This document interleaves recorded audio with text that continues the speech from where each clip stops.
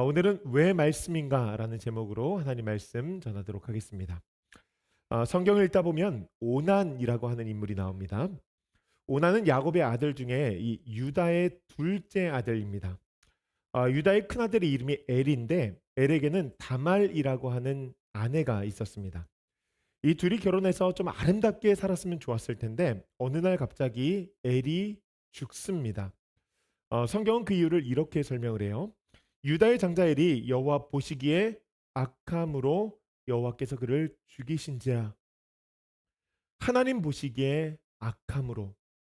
성경 읽다 보면 이 말씀 꽤나 자주 보게 되죠. 이 말씀을 보면 생각나는 인물들이 있습니다. 그 중에 하나가 홈리와 비느하스라고 하는 인물이죠. 사사시대 말에 대제사장의 두 아들이었는데요. 이 제사장으로서 얼마나 악행을 했는지 단순히 사람들의 예배를 방해하는 정도가 아니었습니다.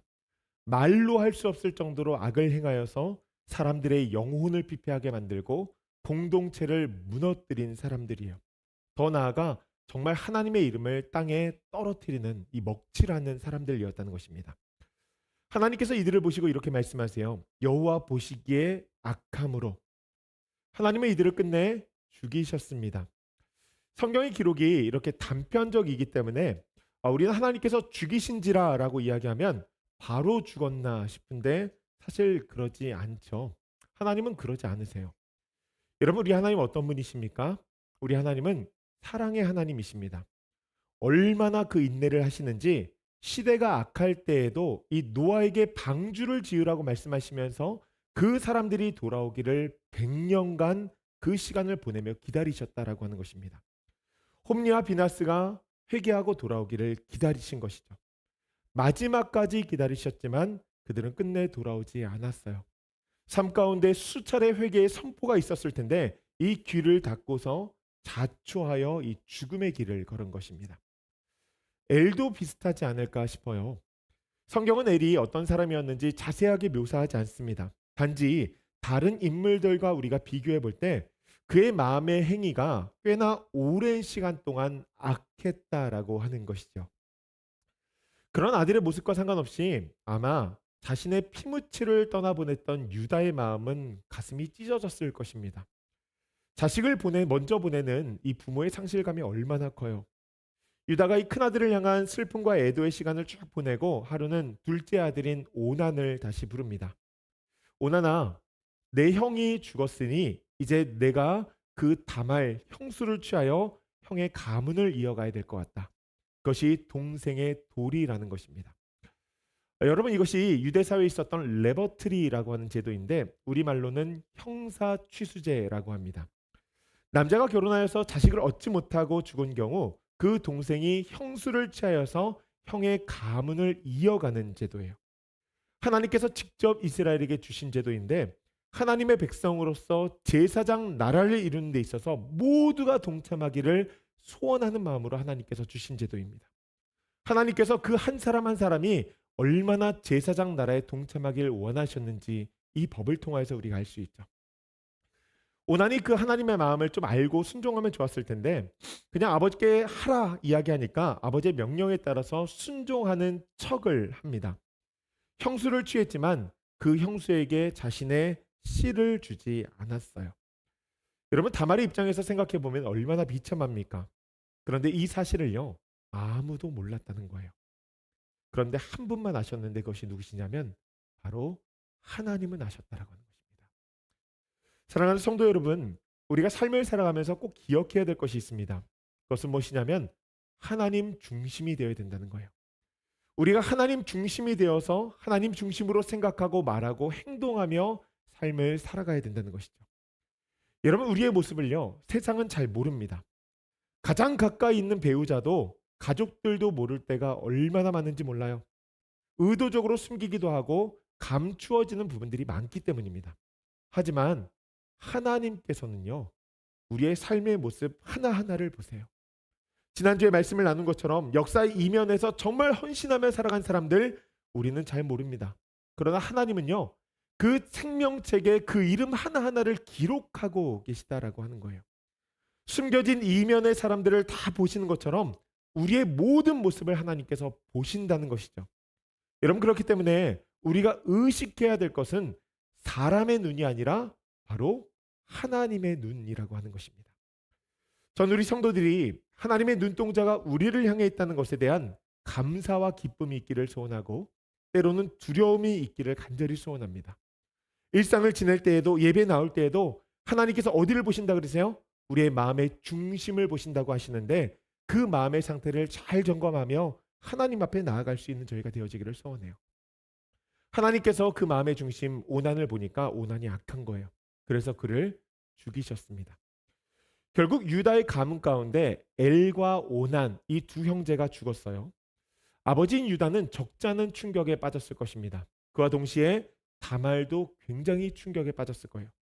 오난의 악행으로 인하여 엘의 악행으로 인하여서 두 형제가 죽었는데 이 드러난 현상을 보니까 다말이 이 형제 둘을 잡아먹은 여인처럼 되어버린 것이죠. 여러분 실제로 유다가 그렇게 생각했습니다. 그래서 셋째 아들인 셀라를 다말에게 주지 않으려고 이 다말을 친정으로 보내서 다시는 부르지 않아요. 여러분 이 스토리를 보면 다말은 엘과 오난 이 두 형제와 혼인 관계를 맺었습니다. 유대 사회에는요 레버트리로 인하여서 이런 현상이 많았다는 것이죠. 이런 사회적 현상을 두고서 사두개파 사람들이 질문한 거예요. 예수님, 이들이 천국에 갔을 때에는 어떤 관계가 되어집니까? 이 땅에서는 한 사람이 사라지고 한 사람이 남았기 때문에 그렇게 부부의 연으로서 살 수 있었지만 이후에 천국에서는 모두가 함께 있게 되어질 것인데 어떻게 그 관계가 이루어지냐는 것이죠. 그들이 이런 질문을 한 이유가 있습니다. 여러분 예수님 시대에 유대교 내에는 대표적으로 세 개의 종파가 있었습니다. 바리새파, 사두개파, 에세네파. 여러분 오늘날의 개신교회 교단이 있는 것처럼 세 개의 파가 있었는데 그중에 사두개파 사람들은 부활을 믿지 않았어요. 그래서 늘 그들은 자신의 주장을 하기 위해서 논쟁을 벌였습니다. 이것을 예수님께 가지고 온 거예요. 정말 부활이 있습니까? 부활이 있다면 이 세상의 이 모든 것들은 어떻게 되어지는 것입니까? 사실을 알기 위해서 질문한 것이 아니라 여러분 예수님을 조롱하기 위해서, 예수님을 시험하기 위해서 질문했다는 거예요. 이 질문에 대해서 여러분 예수님께서 어떻게 답변하시는지 아세요? 마가복음 12장 24절 말씀 보니까 이렇게 이야기합니다. 우리 한번 같이 읽어볼까요? 예수께서 이르시되 너희가 성경도 하나님의 능력도 알지 못함으로 오해함이 아니냐. 아멘. 여러분 오늘 설교의 키 말씀입니다. 예수께서 이르시되 너희가 성경도 하나님의 능력도 알지 못함으로 오해함이 아니냐. 예수님은 그들의 의도를 아셨어요. 그리고 말씀하세요. 너희들이 헛된 논쟁을 벌이는 이유는 딱 하나다. 그것은 성경을 모르기 때문이다. 성경을 모르니 하나님의 능력을 알 수가 없고 결국에는 오해하여서 자신의 주장을 외치며 다른 사람들과 언쟁하며 세상을 아름답게 행복하게 살아가는 것이 아니라 그렇게 괴롭게 살아가는 것이 아니냐라고 되묻는 것입니다. 여러분 오해가 무엇입니까? 오해의 사전적인 의미는 사실과 전혀 다르게 생각하는 것, 부분적으로 알고 판단하는 것입니다. 성경을 모르니까 사실과 다른 판단을 하고 때로는 이 하나만 아는 편향적인 시각을 가지고 열을 판단하려고 한다는 것이죠. 그러니 여러분 사는 것이 얼마나 괴롭겠어요. 여러분 오늘도 오해로 인하여서 참 힘겹게 살아가는 이들이 많지 않습니까? 저는 오늘 이 시간에 오해를 가지고서 고난 가운데 있는 자들이 있다면 하나님의 은혜가 여러분 삶 가운데 풍성히 있기를 간절히 소원합니다. 하나님께서 본문을 통해서 우리에게 주시는 은혜가 있어요. 첫째로 성경을 알아야 하나님의 능력을 알 수 있습니다. 첫 번째 뭐라고요? 성경을 알아야 하나님의 능력을 알 수 있습니다. 저는 목회자 자녀로 태어났습니다. 태어나 보니까 크리스찬이었어요. 어린 시절부터 하나님에 대해서 많이 들었습니다. 어머니께서 성경 이야기도 많이 해주시고 밥 먹을 때도 잠 잘 때에도 아침에 일어날 때에도 기도를 많이 해주셨어요. 힘써서 신앙교육 시키신 것이죠. 하지만 제 마음 가운데 이 하나님의 살아계심에 대한 의문이 계속되었습니다. 성장하면서 이 의문이 쉽게 풀리지 않더라고요. 사실 오늘날의 이 성도들의 모습을 보면서 하나님이 살아계십니다라고 고백하기가 쉽지 않습니다. 그것은 우리들의 부족한 삶 때문이죠. 목사인 저부터도 부끄러울 때가 얼마나 많은지 몰라요. 좋은 모습만 보여주고 싶은데 죄된 모습이 참 삶 가운데 많이 드러납니다. 그래서 하나님께 죄송할 때도 있고 또 자녀들에게 보여지는 사람들에게 민망하고 미안할 때가 얼마나 많은지 몰라요. 여러분들도 그러시죠? 저만 그런가요?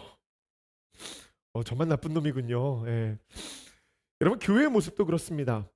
여러분 교회가 말이 얼마나 많습니까? 내부도 문제지만 이 외부에서 교회를 볼 때는요.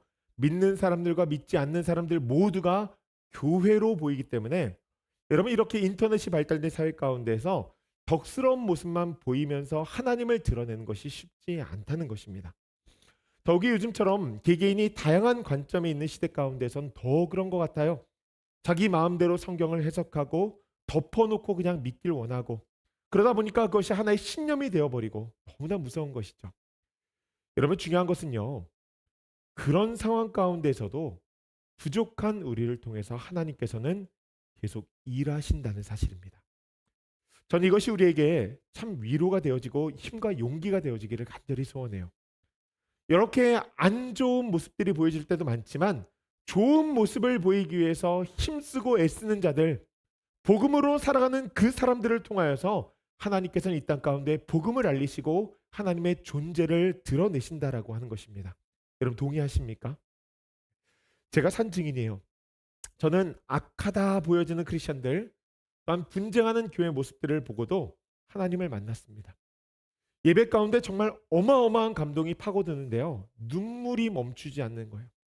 성령의 강력한 역사하심이 있으니까 이 눈물이요. 일주일 동안 막 툭 건드리면 눈물이 계속 쏟아지는 거예요. 하지만 그 감동이요. 그리 오래 가지 않았습니다. 여러분 되게 신비로운 체험들은요. 오래 가지 않습니다. 우리가 신앙생활하면서 이런 신비로운 체험할 때 참 많죠. 기도할 때입니다. 우리의 삶 가운데 기도할 일이 참 많아요. 가정의 문제, 관계의 문제, 사회적인 문제, 직장의 문제, 삶의 문제. 여러분 우리는 이런 문제들을 가지고 기도하면서 하나님의 도우심을 바랍니다.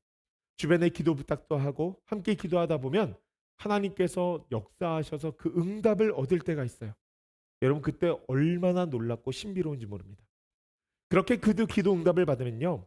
개인적으로도 너무 감사하고 주변에 기도해 준 사람들에게 감사하고 그래서 하나의 결단을 가지게 됩니다. 그 결단이 무엇이냐면 그래 내가 하나님에게 잘해야 되겠다. 기도해 주신 목사님에게 또한 기도의 동역자들에게 잘해야 되겠다. 내가 정말 은혜를 입었으니 은혜를 갚으며 살아야 되겠다. 여러분 이 감동이 얼마나 갑니까? 그리 오래 가지 않아요. 신비로운 경험들은요. 추억이 되어지는 경우가 허다합니다. 그러니 이런 경험들로는 삶이 변화되어지지 않는 거예요. 여러분 우리가 신앙생활하면서 그런 분들 많이 보지 않습니까? 기도 감사하다고 하나님께서 이렇게 역사하셔서 너무 좋다고 그렇게 자신의 믿음을 한껏 간증하다가 어느 날부터 사라진 거예요. 안 보여요. 제가 하나님을 만나고 나서 그랬어요. 하나님을 정말 뜨겁게 만났는데 어느 순간에 마르지 않을 것 같았던 그 눈물이 마르기 시작하고요. 어느 순간에 보니까 하나님을 만나기 이전의 삶의 모습으로 돌아가 있더라고요. 저는 그 경험을 하면서 당황스러웠습니다. 살아계신 하나님을 만나고 나면 나의 가치관도 변하고 내 삶의 모든 환경도 변하고 내가 가진 문제도 모두 다 해결되어질 것이라 아니면 내 삶 가운데 힘이 있어서 그 모든 문제를 버텨낼 수 있을 것이라고 생각했는데 그게 아닌 거예요. 그냥 꿈을 꾼 것 같았습니다. 후에 시간이 가면 갈수록 마음이 메마르기 시작했고 삶은 하나님을 만나기 이전과 별반 다를 바가 없는 거예요. 차라리 그 전이 나았다고 생각이 되어지는 것이 하나님을 만나고 나니까 이 양심이 살아나더라고요. 그래서 나쁜 짓을 하는데 예전에는 아무 생각 없이 했던 것을 자꾸 양심에 가책이 느껴지니까 너무나 괴로운 거예요. 살아계신 하나님을 인지했지만 그 하나님과 동행하지 못하고 그분과 동떨어져 사는 삶이요. 굉장히 괴롭다는 것입니다. 이것을 어떻게 해야 될까 찾고 찾았지만 방법을 찾을 수가 없었어요. 왜냐하면 지식이 없었거든요. 여러분 그래서 우리에게 하나님께서 성경을 주신 거예요. 하나님께서는 이 성경을 통해서 자신을 계시하십니다. 하나님이 누구신지 하나님께서 이 땅 가운데 어떤 일을 행하시는지 모든 것을 성경을 통해서 알리시고 그분과 동행하게 될 때 우리의 삶이 어떤 역사가 일어나는지까지 말씀의 능력이 무엇인지를 성경 가운데 적어주셨다라고 하는 거예요. 여러분, 말씀을 소유했다는 것은 삶의 이정표를 수여했다는 것과 같은 뜻입니다. 여러분, 하나님의 말씀이 선포되어질 때 어떤 역사들이 일어납니까? 가장 먼저는 전능하신 하나님을 알게 되어져요. 그와 동시에 나의 존재를 알게 되어지는 것이죠. 내가 죄인이구나. 내가 이 죄 때문에 오늘의 삶이 힘겹게 살아가고 있는 것이구나. 여러분, 이것을 깨닫게 되어지는 거예요. 그리고 일어난 일들이 무엇인지 아세요? 회개를 통하여서 내 마음 가운데 새 마음이 일어나는 거예요. 무엇인가 새로운 힘이 내 삶을 사로잡고 내 삶을 이끌고 가는 거예요. 여러분, 성경은 이것이 성령의 역사라고 이야기합니다. 이것이 살아있는 말씀의 능력이라는 거예요. 여러분, 그래서 이 말씀을 경험한 히브리 기자가 이런 고백을 합니다. 히브리서 4장 12절 말씀인데 우리 한번 같이 읽어볼까요? 함께 읽습니다. 하나님의 말씀은 살아있고 활력이 있어 좌우의 날선 어떤 검보다도 예리하여 혼과 영과 및 관절과 골수를 찔러 쪼개기까지 하며 또 마음의 생각과 뜻을 판단하느니. 아멘. 살아있는 말씀이요, 내 혼과 영을 완전히 쪼갠다는 거예요. 제가 하나님을 만나고 나서 한참 후에 그 암흑기를 가지고 있다가 하루는 성경을 읽어야 되겠다는 마음이 들어서 성경을 읽는데, 성경을 읽는 내내 너무 행복했습니다. 성경을 읽는 내내 때로는 말씀을 통해서 웃고 때로는 말씀을 통해서 울고, 여러분, 놀라운 치유의 역사가 일어나더라고요. 말도 못하는 하나님의 은혜를 기대하게 되고 그 은혜가 삶 가운데 있다는 것을 바라보게 되어지는 것이죠. 여러분, 성경 말씀 읽을 때 꿀처럼 달다는 거 느껴보셨습니까? 진짜 느껴져요. 박물관이 살아있다, 여러분 영화 보셨죠? 막 박물관이 들고 일어나는데 성경 말씀 읽는데 갑자기 입술에서 단맛이 나요. 여러분, 진짜예요. 여러분, 그렇게 생생하게 체험되어지는 것이 바로 살아있는 하나님의 말씀이라는 것입니다. 그렇게 그 살아있는 말씀이 내 마음 중심 가운데 있게 되니까 새로운 마음이 일어나고 새로운 시각이 뜨이고 삶의 문제가 막 홍해처럼 연력에 해결이 되어지고 그것을 버텨낼 수 있는 힘이 생기는데, 그러니까 인생을 살아가는 것이 담대하게 되어지는 것이죠. 여러분, 그래서 신비로운 경험을 통해서 삶이 변화되어지는 것이 아니라 말씀을 알게 되어질 때 하나님의 능력을 경험하게 되어지고 그때부터 삶이 변화되어진다라고 하는 것입니다. 죄악된 길에서 벗어나서 하나님의 길을 쫓을 수 있는 이유는 신비로운 경험이 아니라 바로 하나님의 말씀을 매일 묵상하며 나아가는 것, 여러분, 이거라는 거예요. 여러분, 말씀을 알아야 참된 자유를 맛볼 수 있습니다. 말씀을 알아야 기쁨을 저희가 얻을 수 있어요. 말씀은 원타임 신비로운 경험을 하게 하는 것이 아니라 매 순간마다 하나님의 신비에 젖어 있게 만드는 것이 바로 하나님의 말씀이라고 하는 것입니다. 여러분, 우리 2025년 저희 교회 표 Back to the Bible 말씀과 기도인데, 여러분, 하나님께서 원하시는 사람은 어떤 사람일까요? 착한 사람, 선한 사람, 그런 사람 원하시죠.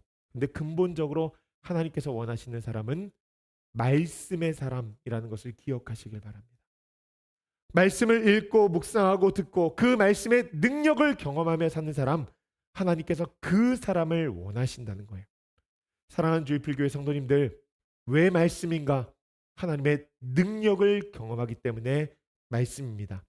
그 말씀을 매일같이 읽고 듣고 느끼며 그 말씀을 경험하며 하나님의 나라를 살아갈 수 있는 우리 조이풀교회 성도님들 되시길 주님의 이름으로 간절히 축복합니다. 둘째로, 성경을 알아야 오해하지 않을 수 있습니다. 뭐라고요? 성경을 알아야 오해하지 않을 수 있어요. 어떤 분이 하루는 와서 저에게 이런 질문을 하세요. 목사님, 저는 사람들과의 관계가 참 어렵습니다. 오해가 너무나 난무한데 어떻게 하면 오해를 하지 않고 살아갈 수 있을까요? 관계 때문에 너무나 괴롭습니다.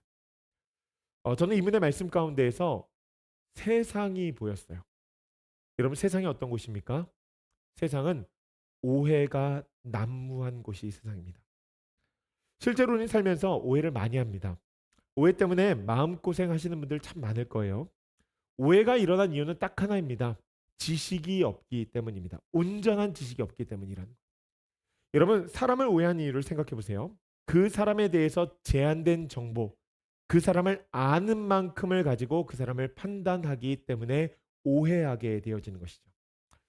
사람을 안다는 것은 여러 소스가 있는데 주된 소스는 두 가지입니다. 그 사람으로부터 자신의 이야기를 듣는 것, 그리고 과거로부터 오늘까지 그 사람을 대하면서 얻는 감정, 느껴지는 것, 여러분 이것을 통하여서 우리가 사람을 알게 되어진다는 거예요. 중요한 것은 이 두 가지 모두가 한계를 가지고 있다는 것입니다. 내가 느끼는 것도 듣는 것도 한계가 있다는 거예요. 특별히 여러분 듣는 것에는요 엄청난 에러가 있습니다. 한 연구기관에서 사람들의 말과 행동을 관찰하면서 내놓은 보고서가 하나가 있는데 이 보고서에 따르면요 사람들은 한 가지의 사실을 이야기할 때 자신이 느낀 감정을 기반으로 이야기한다고 합니다. 다들 동의하시죠? 하나의 사실을 팩트만 있는 그대로 이야기하는 것이 아니라 내 감정으로 해석되어진 사실을 이야기한다는 거예요. 여러분 그러니 자신의 과거 이야기를 부풀리고 때로는 축소시킨다는 것이죠. 객관적인 사실이 아니라 주관적인 사실을 통하여서 그 이야기를 들으니 여러분 두 사람이 이야기를 해도 이 사실은 다를 수밖에 없다라고 하는 것입니다.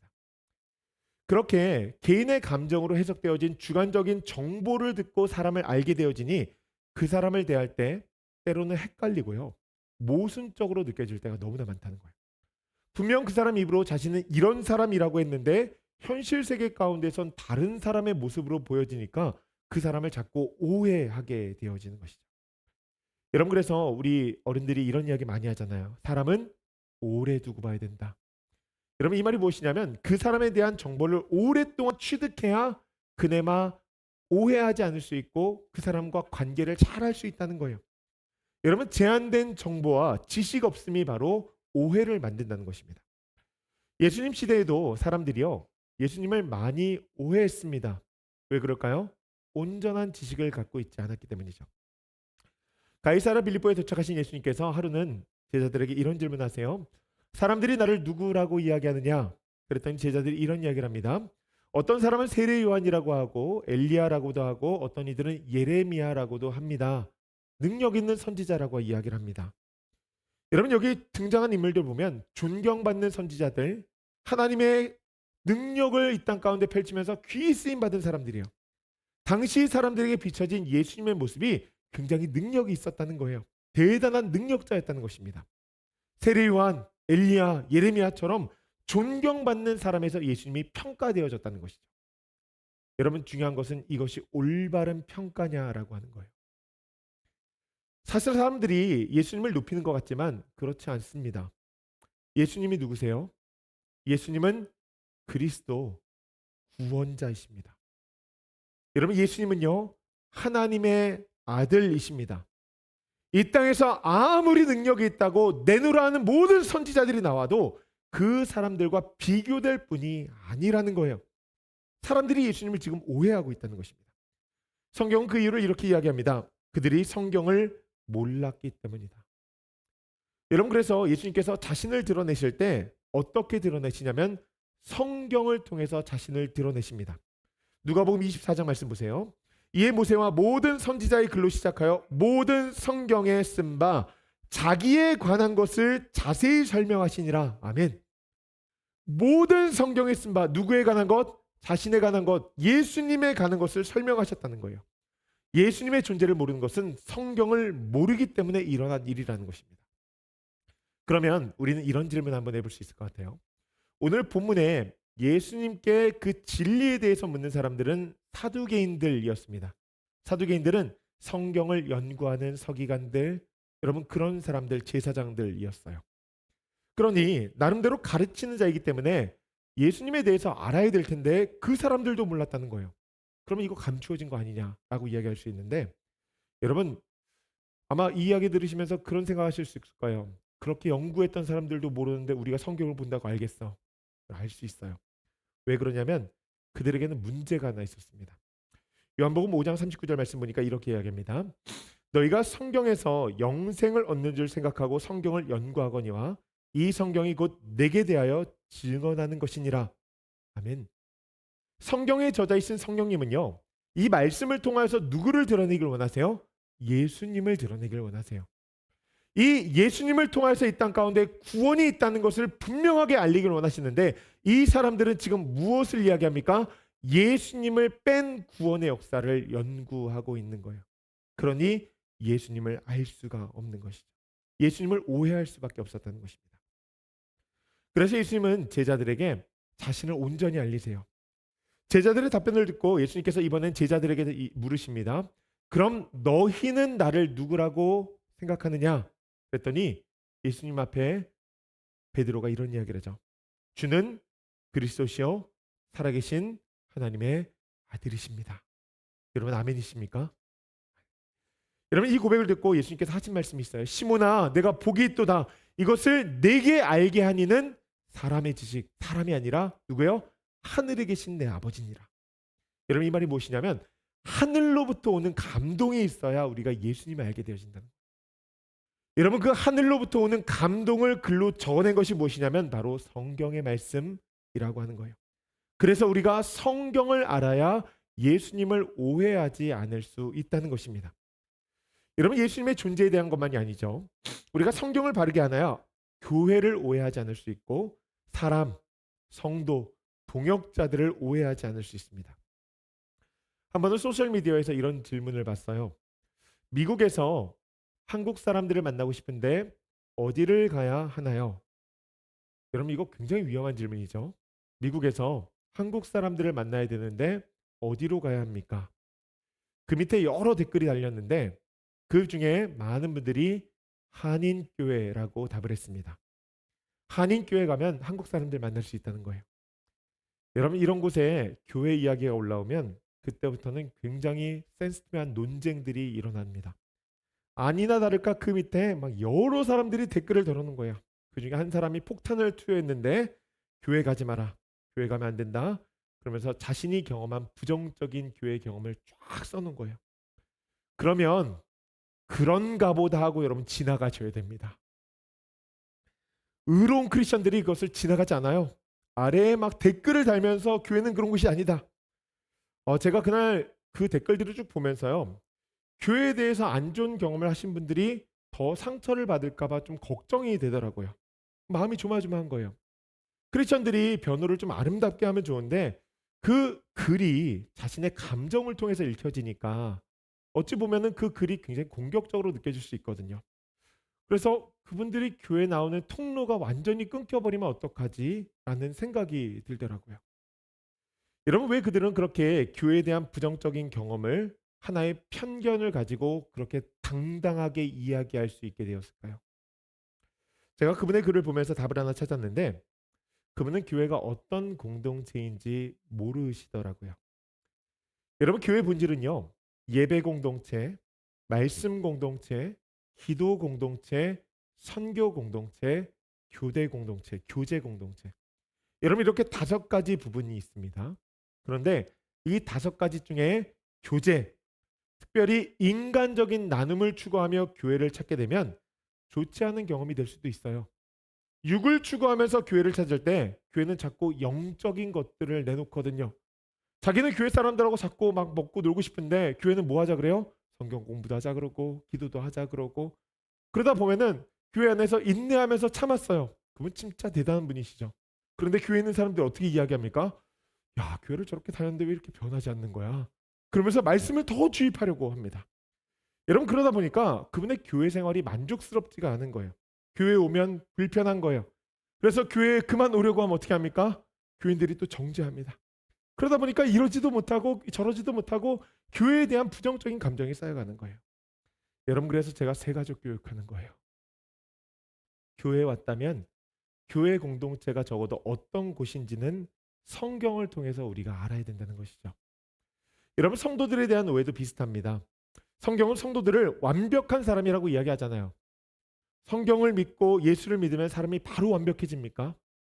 저는 정말 그렇게 원하는데 여러분 그렇게 되어지지 않아요. 세상 사람들이 보기에 착해 보이고 예수님을 믿음으로써 바로바로 선해진다면 그럼 좋겠는데 여러분 아시죠? 사람은 잘 변하지 않습니다. 스데반 집사님처럼 정말 돌 맞아도 정말 띡소리 안 하고 죽고 싶은 것이 여러분 우리 모두의 심정이잖아요. 그렇게 살고 싶다. 배우자가 뭐라고 하면은 그래 내가 잘못했어 라고 말하고 싶은데 말할 수 없는 것이 여러분 우리들의 마음이죠.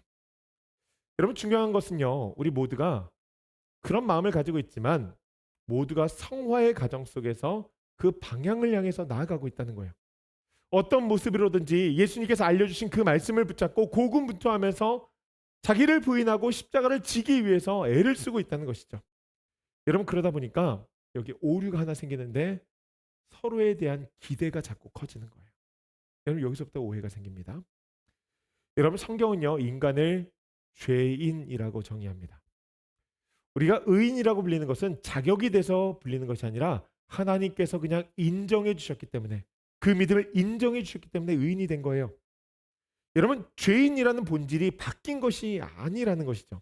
그런데 어느 순간부터 교회에 있다 보면서 사람들에 대한 그 고군분투를 보면서 자꾸 기대치가 조금씩 높아지는 것 같아요. 신앙생활 이 정도 했으면, 직분 받았으면, 부장이면, 나이 먹었으면, 섬김위원이면, 목사면 이 정도는 돼야 되는 것이 아닌가. 여러분, 잘못된 것입니다. 바울이 고린도 교회를 향하여서 이런 편지를 보내요. 너희들 어린아이들이다. 여러분, 믿음의 성장과 성숙에는요 꽤나 오랜 시간이 걸린다는 거예요. 그렇기 때문에 여러분, 목사고 부장이고 자신의 신앙생활하는 그 모든 것들은요 자신의 기대가 묻어 있어야 되지, 사람들이 그 기대 가운데서 다른 사람들을 평가하고 정죄하면 안 된다는 것입니다. 여러분, 이 말씀이 우리의 삶의 모습으로 열매로 드러나기까지 꽤나 오랜 시간이 걸린다는 거예요. 그런데 우리는 어린아이들에게 기대가 너무 큽니다. 그러다 보니까 오해가 오해를 낳고 오해가 오해를 낳으며 파행이 되어지는 것이죠. 여러분, 저는 우리가 성경을 잘 알기를 소원하는데 이것을 통하여서 우리의 삶 가운데 오해가 그치는 놀라운 역사가 있기를 소원합니다. 성경은 사람을 뭐라 그래요? 죄인이다. 죄인은 불완전합니다. 불완전한 사람은 실수를 반복합니다. 성경은 그 실수를 용납하는 것이 그리스도의 사랑이고, 그 실수를 용서하는 것이 그리스도의 사랑이고, 더 나아가 실수한 사람들을 위해서 기도하며 그 사람을 사랑으로 끌어안는 것이 그리스도의 사랑이라고 선언합니다. 여러분, 그러니 우리가 성경을 통해서 인간의 존재와 그리스도의 사랑을 알게 되어질 때 우리의 삶 가운데 오해가 사라지는 거예요. 서로가 서로를 품게 되어진다는 것입니다. 여러분, 성경을 읽을 때 예수님에 대한, 교회에 대한, 인간에 대한 여러분 온전한 지식을 얻을 수 있고 오해하지 않는 삶을 살아갈 수 있다는 것이죠. 챕터가 하나 더 있는데 말씀을 마무리해야 될 것 같아요. 여러분, 세상은요 참 살기가 쉽지 않은 곳입니다. 세상이 살기 어렵다라고 하는 이유 중에 하나는 이곳이 오해가 넘치는 세상이기 때문입니다. 오해가 넘치는 세상 가운데 예수님께서 오셨어요. 그분이 임하시자 그분의 말씀을 배우고 그 도를 따랐던 사람들에게 어떤 일이 일어나기 시작합니까?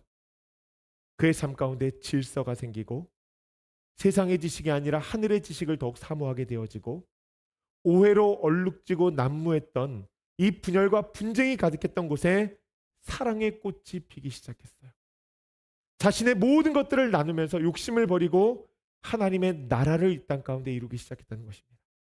오해로 낙심하고 절망했던 영혼들이 다시 새 힘을 얻기를 시작했고 하나님을 찬양하며 서로를 격려하며 새로운 공동체를 이루기 시작했다는 것이죠. 여러분, 이것이 하나님을 아는 자, 성경을 아는 자, 그가 얻을 수 있는 하나님의 능력이라는 것입니다. 예수님이 2000년 전에 하늘로 승천하셨지만 이 말씀을 우리에게 남겨주셨습니다. 오해로 얼룩진 사회 가운데 고통받으며 삶을 살아갈 것이 아니라 성경을 알아가며 서로 이해하며 서로 사랑하며 서로 보듬어주며 살아가라는 거예요. 예수님이 이 땅 가운데 오셔서 오해의 종식자가 되어졌던 것처럼 그 삶을 우리에게 살아가라고 도전하고 계신다라고 하는 것입니다. 사랑하는 주일필교회 성도님들, 큐티합시다. 하나님 말씀 읽읍시다. 매 순간 하나님 말씀 들읍시다. 우리가 하나의 그 말씀으로 우리의 심령을 든든히 세우기를 소원합니다. 그래서 우리 마음 가운데에서 하나님을 더 사랑하는 사람으로 풍성한 그리스도의 능력을 경험하며 오해를 종식시키며 하나님 나라를 확장할 수 있는 아름다운 개인과 가정과 교회가 되어지기를 주님의 이름으로 간절히 축복합니다.